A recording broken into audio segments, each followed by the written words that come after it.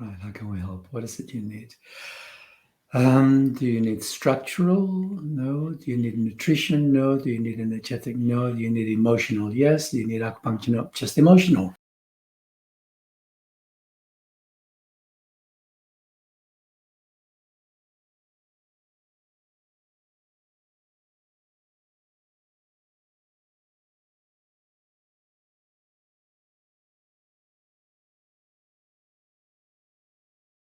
Right. What is your present level of ego soul synchronization? Are you above 20, 21, 25, 26, 28, 20, 28.5, 28.6, 7, 8, 28.8, 28.7? That correct? Yes. Okay, so 28.8. How much higher are you willing to go to today? 29, 30, 31, 31.2, 31.3, 4, 31, 31.4. And what's holding you back from going up to 31.4? Is this above 7, 7.1, 7.2, 7.23? No, 7.2. Victimized, 7.2. Okay, and what are the secondaries? Anything from the first section, the second, the third section? Unfairly persecuted, cheated, a victim, violated, belittled, self-disgust, overwhelmed, guilt. Gosh, so let's have a look. Victim, guilt, self-disgust. So, okay, out of those, is it to do with victim, self-disgust? I'm wondering if we've been here before.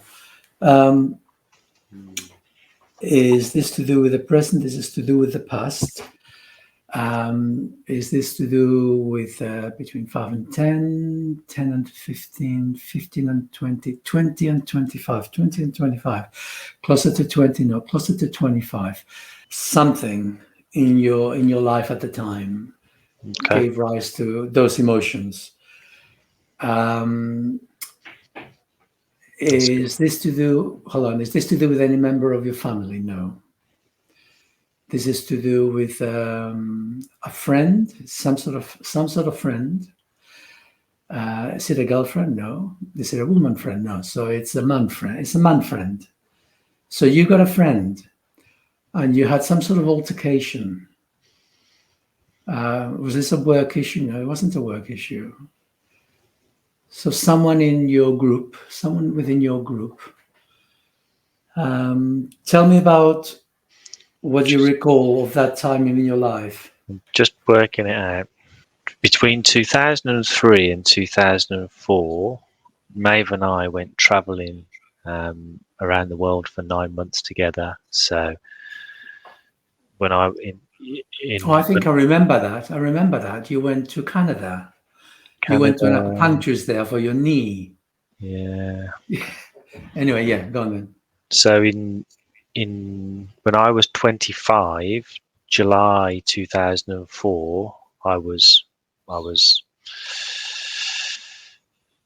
think I'd just come home from traveling. So I came back in June 2004, but that was my birthday's in July 2004. So yeah, was it to do with Maeve?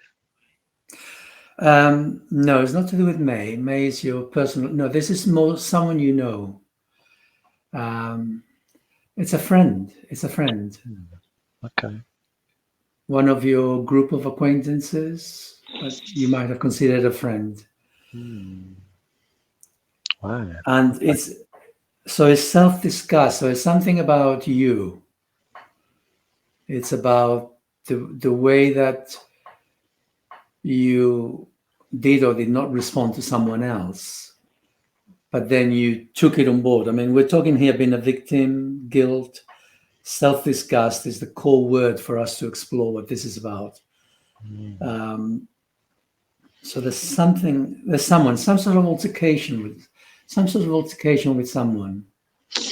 Is it those words that you came up with there? I could definitely relate those words to something that's happened really recently over the last month.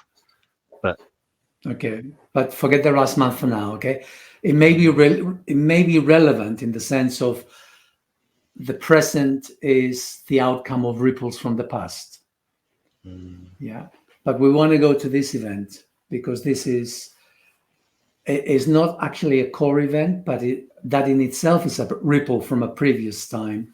But Okay. nevertheless, that's something significant happened then.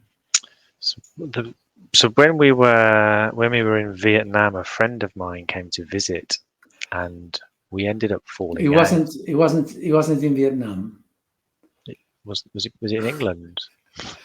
No, was it in no? Shall I Was tell you it the before countries you I came? went to? Go on then, give me the countries. Let's see. Wow. Well, it was whilst you were traveling. Okay, it was. It was. So Okay. during those 9 months, somewhere along there. Okay. Mexico, No. Canada. Yes. Hold on. Let me. Is that correct? It is. It is Canada. It is Canada. Yeah. Wow. And I tell you what else. Now that I'm contemplating this, your knee didn't just suddenly go bad. That was as a result of emotional disturbance.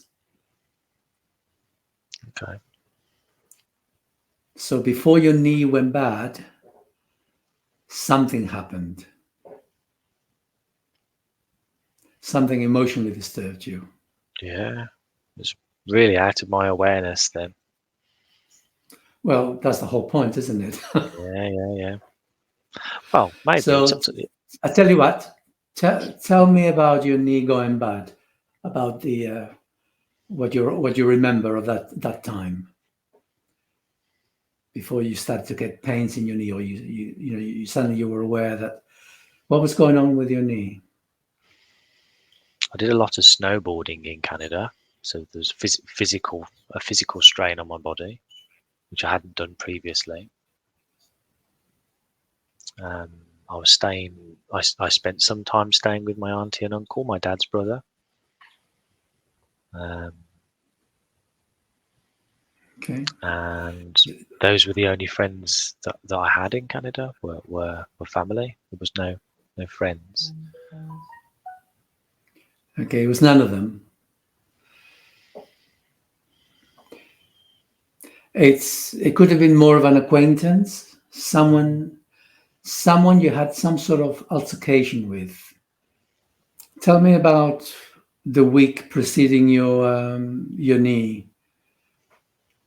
You put it down to snowboarding, but what else happened in that week? I was finding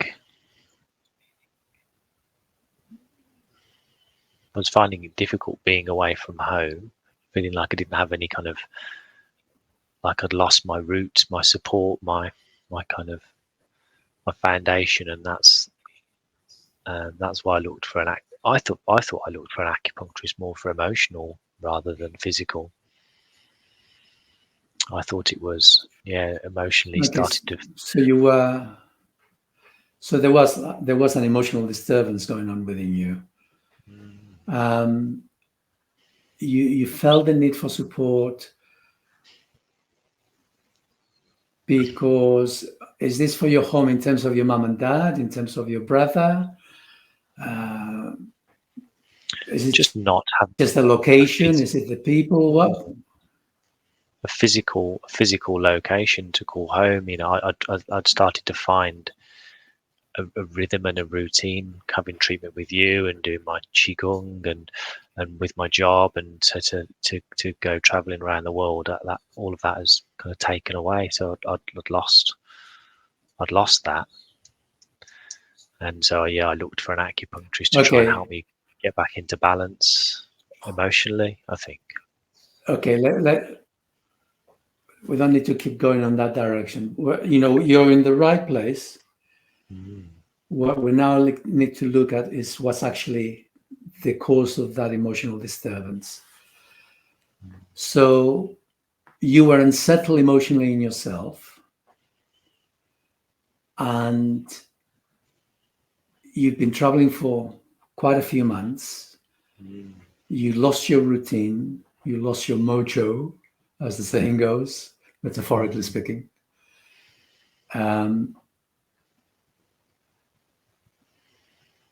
Who were you blaming for this? Myself. It's interesting. How were you a victim? What was stopping you from saying to Maeve, I can't do this anymore. I want to go back home now because I've lost myself being all over the place like this.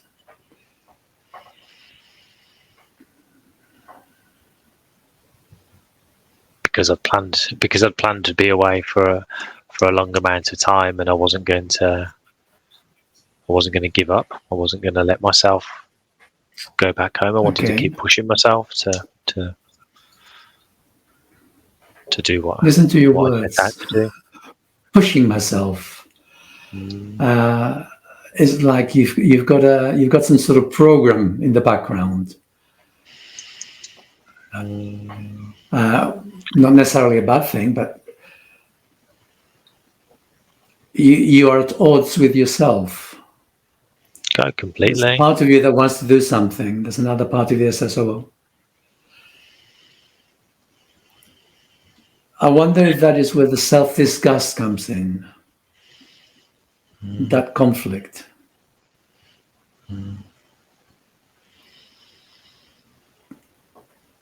For me, the main reason I started to come to see you, which was a couple of years before then, was the feelings I had of kind of, now I wouldn't call it depression. I would call it just thoughts that come up that have got that are self-critical, but it was the frequency of the self-critical thoughts that used to come up for me that would make me feel that I would react to those thoughts and just feel bad about myself and have a negative outlook on life and lack confidence and those kind of things. So I think there's an element of, when you feel that way, there's an element of trying to push yourself outside of your comfort zone. Otherwise you would always just stay in your room and talk to no one. Do you know what I mean? So there's an element of that when I'm traveling around the world. It's like, okay, I'm feeling like this, but I don't want to give up, because giving up would be giving up to that part of me that wants me to kind of, I don't want know. to be critical about myself. Yeah. So, it's interesting that when we started this session at the very beginning, one of the things you said, "Oh, I don't want to see myself." You made the excuses because I do meetings all day long. So you sort of moved your screen sideways so you can't see yourself. That's what you said to me. And I made a joke about, look at yourself like you're your best friend. Do you recall? Yeah, I do. And I am able to do that now. When I'm talking to you, I want to see you. I don't want to see me. Because I'm concentrating on you. It's very off-putting to see myself, but I'm quite happy to sit in front of a mirror and smile. But I don't have that problem, because I'm there, but I'm looking at you here. So I'm there in the background, but my best friend is sitting next to us, just here, and I'm perfectly happy for him to be part of the group. But you struggle with that, and I think when I was saying, this event 24, 25, it's a friend, it's someone you know. We're talking about an alternate self of yours. We're talking about this conflict within your psyche. There's the two people. There is the one which wants to achieve certain things, and then there is the one that has a different agenda, which you are dragging behind with you. And this self-criticism is the self-disgust. So we're actually just talking about you and your shadow. It's really There's no one interesting. else. Really Yeah. interesting. Yeah. And I appreciate what you're saying. I appreciate what you're saying about you've set a goal for yourself, and now there's this other part of you which doesn't want to, can't be bothered, prefer to chill out somewhere else. But that sets up a conflict, and you called it the self-criticism. Yeah. And literally you have split yourself up at this age, 15 years back. Earlier. You have split up you are split between two characters. Yeah, I would say kind of 5 years earlier than that, when I was about 17, 18 is when I first started to have this split. Okay. When I had some strong medication, Salvador, for my skin, for my spots, and it caused me to have these Okay. negative feelings that I'd not had before. Whether it did or it didn't, Yeah, sure. it sort of sounds like you're a victim, but the point is, I think where we've come to right now is that there has been, sounds a bit funny, but a split personality within you. Okay. And somewhere along the line, we need to bring that together so that you become just you, Jim, and no one else. But you'll always have satellites within your psyche. The question is whether they're your friends, whether you're on playing the same game or not, whether you're at odds with each other. However, be that as it may, so let's focus on the emotion of self-disgust. And what I would like you to do, Jim, is I'd like you to move the screen back so you can see yourself. And it's only a little bit. Yeah, okay. Yeah, just make him center stage. Make him center stage. And now I want you to focus on you, Jim. And I want you to bring up these emotions.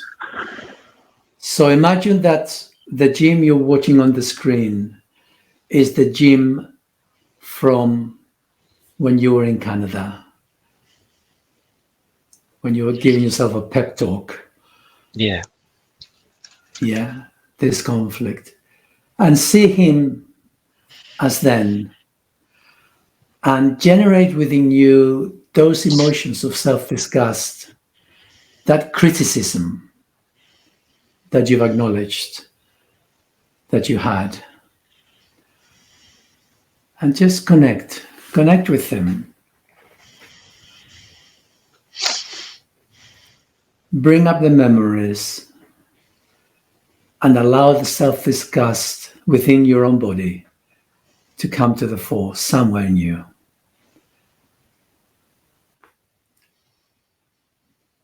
The way that you look down on him, the way that you look down on yourself, the way that he wasn't good enough, the way that you had to struggle to get him to do what you wanted him to do. Can you connect with the self-disgust? Build it up. Build it up. Build it up in intensity within you. Find somewhere in your body, find that focus, that tension. Build the tension up in yourself. Now I want you to do something slightly different. While staying in touch with the self-disgust, underneath, in your belly, in your lower abdomen, there is this younger you and he is being victimized. So you are experiencing this self-disgust, which is coming from your mind. But in your lower abdomen, there's a younger you that is being victimized. He is a victim to you, experiencing this self-disgust. And he's also experiencing the guilt coming from you that is not good enough.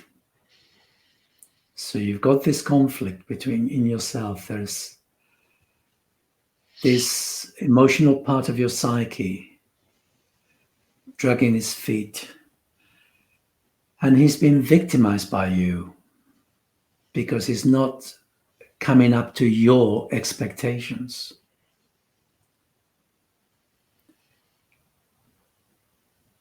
And I'm not sure if he's feeling guilty, but you're trying to put a guilt trip on him because he's not good enough.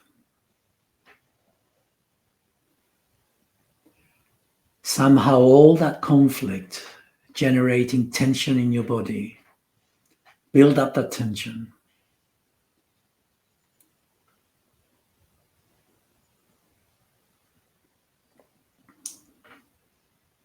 Keep building the intensity. All the times he was letting you down, all the times you had to push him,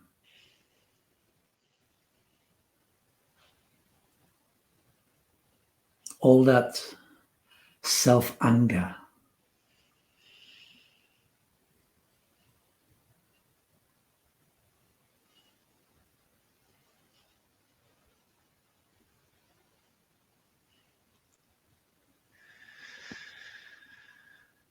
Build up the tension. All those times. Keep building it. Scale of 1 to 10, make it 100. Keep building the tension. Keep adding memories.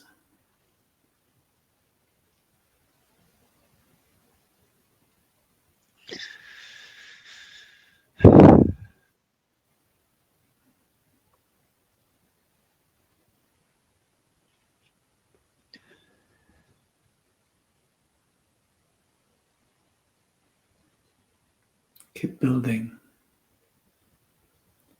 Keep bringing memories, all the times he wasn't good enough.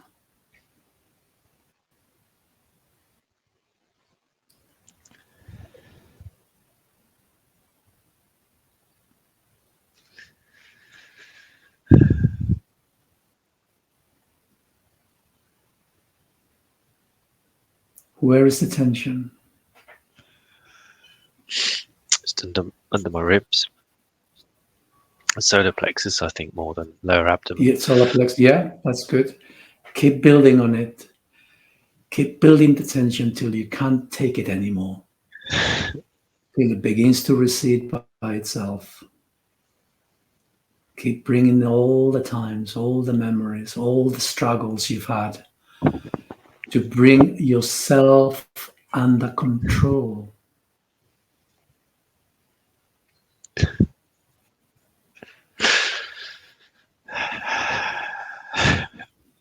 All those fights.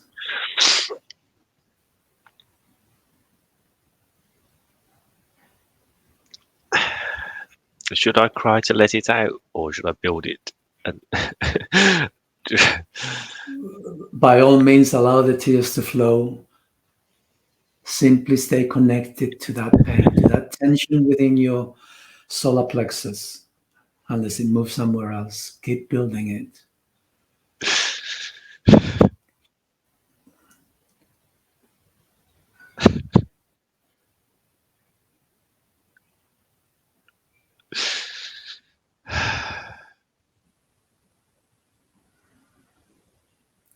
Stay focused on the pain, the tension, the conflict, the struggle,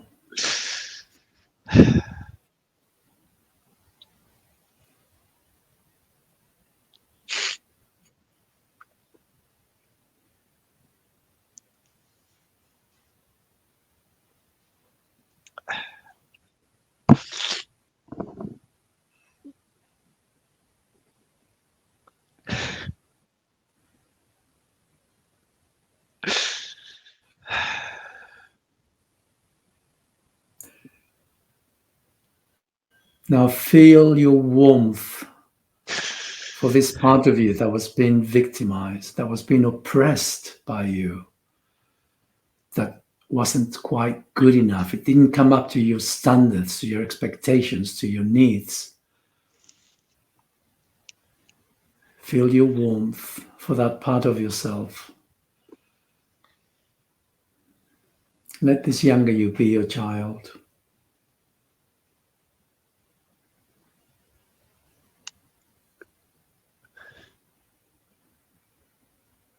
He was needy, he had emotional needs. He didn't know how to express himself.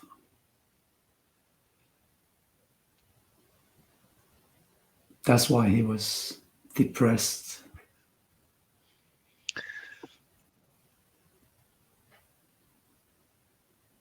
Your approach was to pull yourself together. Let's do this, let's do the other, get ourselves out of this space. But what I would like you to do is totally the opposite. To allow his depression to surface, his pain.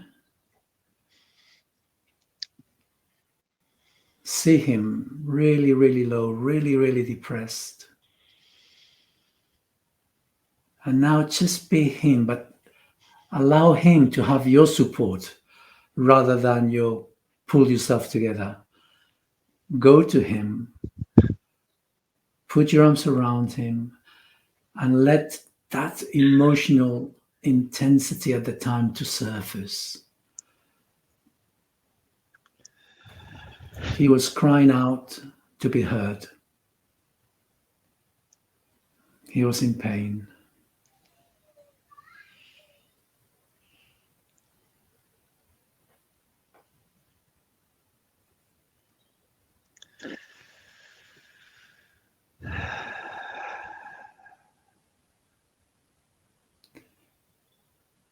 Be him and see if there is a word that describes his turmoil.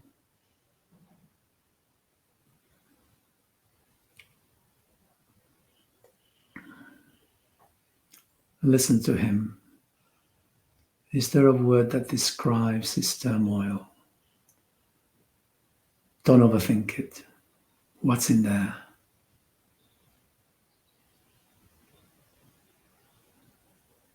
It was lost. He's lost. I say I'm lost. I'm lost. I'm lost. And that is exactly what he was telling you when you were away in Canada. I'm lost. I want to go somewhere where I feel safe.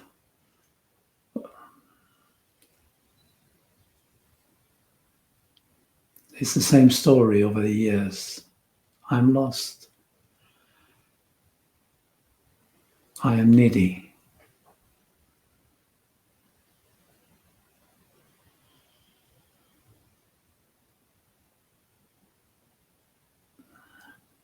So put your arms around him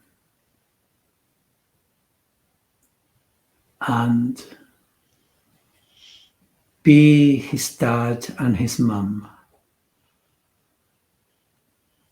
Give him that love so that he finds his way to your home, in your heart.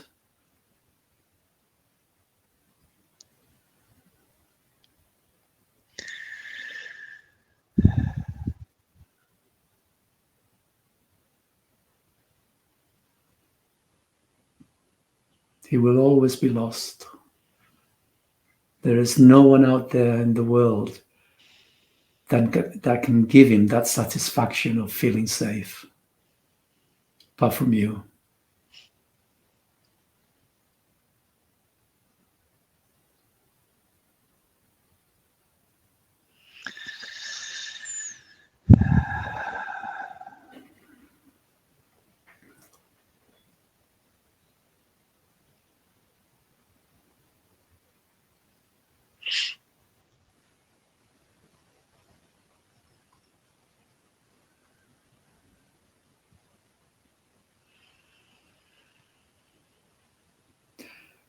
Now, on a scale of 1 to 10, I want your love for him to be 100.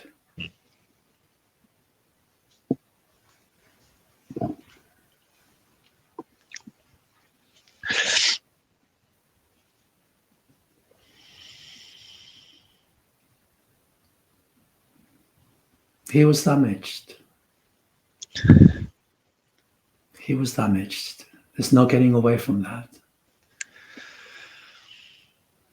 But you're older, you're wiser, more experienced, and you can give him what he didn't have.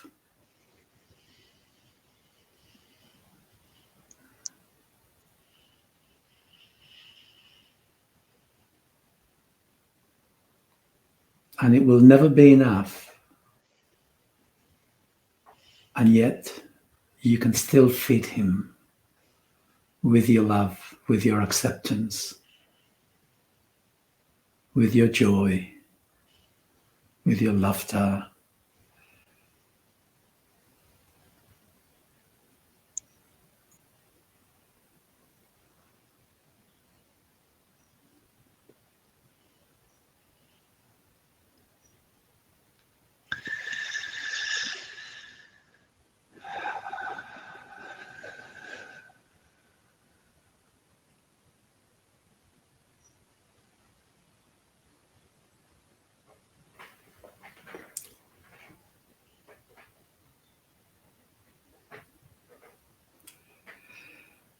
Now, I want you to be that younger you. And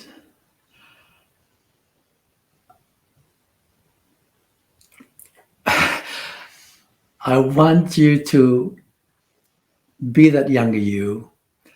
And I want you to forgive this alternate part of yourself, this mind, which meant well, but wasn't addressing your needs, your emotional needs. So I'd like you to say these words, focusing on this critical you, without condoning your actions or behavior. Without condoning your actions or behavior. I nevertheless completely and utterly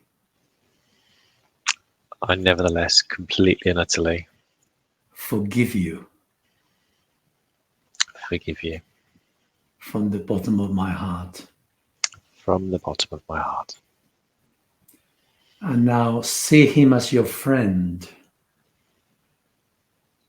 rather than the strict parent.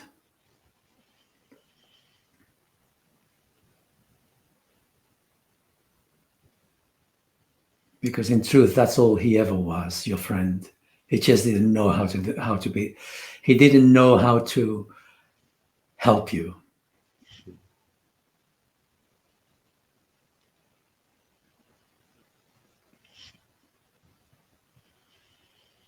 Feel your warmth.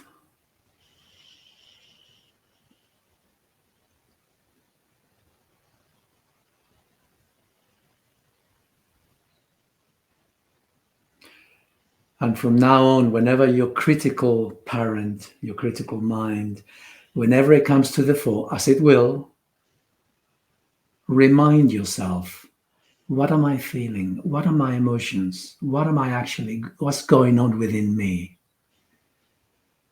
Do not accept the words in your head as the final arbiter of who you are. Go into your emotions and ask, what am I experiencing? What's actually going on? What's my emotion right now?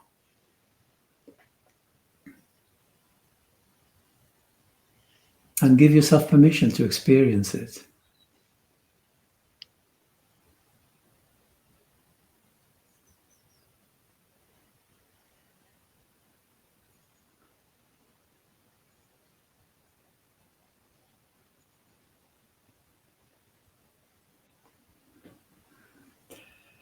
Okay, I think you've done it. You're there.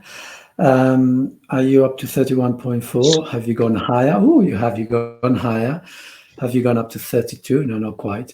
31.5, 31.6, 32, 31.8, 31.8. Okay, well, that's beyond expectations. It's always good. How are you feeling? I was surprised that we got to where we did, but it made perfect sense because, when I looked back at that year, there were, in terms of relationships with people, apart from Maeve, there were no struggles apart from the relationship with myself. So, it was good that we got to where we got to, and Well, interesting. And I'm aware of that. I'm aware of that struggle that goes on within me. That little. But now you can. Yeah. You can now see yourself with new eyes. Okay, it's work in progress. That those habits, that tendency of our minds to protect us from our emotions, from the intensity of the emotion, is always there. It'll never go away. So we have to be vigilant. And we have to be aware that every time that the words start to go beep, beep, beep, beep, beep, what's going on in my emotions? Yeah. Don't rely on the thoughts in your head to dictate who you are, because that's only a small part of you. Can you slip back down the that number scale that you use, or is it only ever? Can you only ever go up? No. You do go. Well, every time we work on these things, you go up. But in the earlier days, below 50, in the earlier days, there is a scale of up and down. And it depends on what emotions are surfacing from the deep, what's going on. Because we're just clearing the decks. Every time we have a session, we're clearing the decks. And all we've done is we've cleared a certain emotion that allows you to connect with your heart. So every time you connect with your heart, you go up. But then you get lost in other emotional events, which you don't fully express, which are surfacing from underneath, deep down, and then they get reflected in the world. So we deal with that, and you go a little bit higher. Then something else happens, and you go down a bit more because you've lost connection with your heart again. So it's like climbing a mountain, you every now and then you sleep, you go down, and then you have to keep climbing back up again. And all the time you're reaching for the summit, a little bit higher, a little bit higher. All the time you're dealing with your emotions, and this is the what it really is about. You're increasing your ability, your capacity to experience emotional intensity without blowing a fuse. Every time that you have an emotion that you can't quite deal with, and you go off into your head, or rather your head comes in and says, oh, can't deal with that, suppress. But it gets suppressed in your muscles. So the muscles rigidify, they go tense. And then people experience physical tension of some sort or other. And then they will either do some physical exercise to release it, or it will build up and eventually become chronic. And when we do that, we are avoiding the emotional intensity of that emotion.